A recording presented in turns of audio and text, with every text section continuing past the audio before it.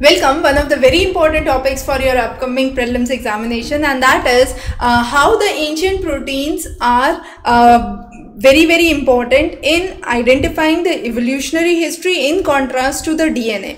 Now, the studies have recently identified a fossil record which is nearly 23 million old, and this fossil is of an Arctic rhino. Now, if you can see, so far we were trying to sequence and process DNA, and that was to understand the evolutionary line. So the oldest Arctic DNA and the oldest mammoth DNA we could find were less than 5 million years old. However, later on we started to find proteins which were in the evolutionary history very important and were well preserved for many more years as compared to DNA. So we found for a protein for camel, then for a Turkana basin, and then recently for an Arctic rhino. Now this rhino is known as Epiexerithium aegis, and this has been identified in the regions of Arctic.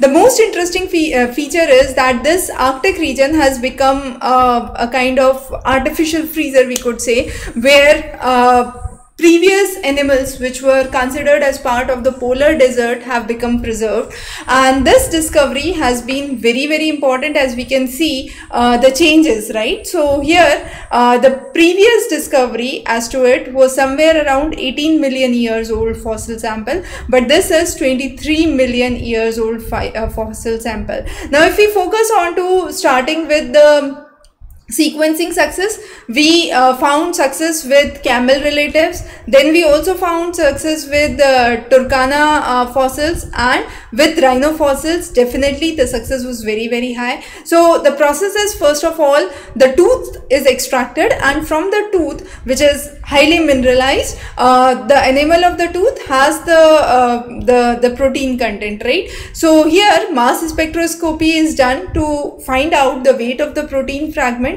which would finally help in determining the amino acid sequence. So rather than determining the DNA sequence, amino acid sequences are being determined, and this Epiexerithium is a common ancestor to the modern rhinoceros, and the new protein based model actually would help us understand the concepts of paleobotany and paleobiology in more better way.